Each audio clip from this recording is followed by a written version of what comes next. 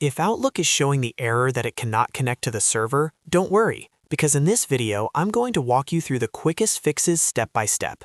This is a common issue, and in many cases, it comes down to a simple connection problem, the wrong sign-in details, or Outlook being set to work offline without you realizing it.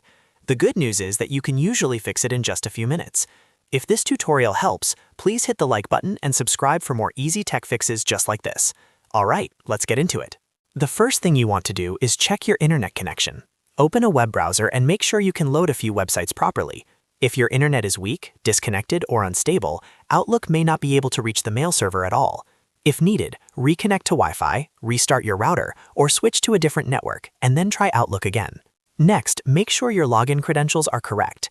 If your password was recently changed, or if Outlook signed you out after a security update, it may fail to connect until you enter the right account details again.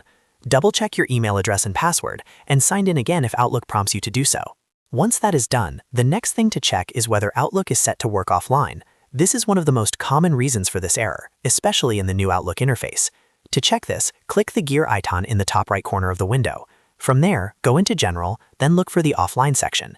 Make sure the Work Offline option is turned off. If it is enabled, Outlook will not try to connect to the server properly, so disabling it is an important step. After turning that off, give Outlook a moment to reconnect. If it still does not connect right away, close the application completely and restart it. Restarting Outlook can refresh the connection, reload your account, and clear temporary glitches that may be causing the problem. In many cases, that simple restart is enough to fix the issue and restore normal email syncing. If Outlook still gives you trouble after that, go back and recheck your internet, your sign-in details, and the offline setting one more time, because one of those is usually the cause. So to recap, check your internet connection, verify your credentials, make sure Work Offline is disabled in the settings, and then restart Outlook.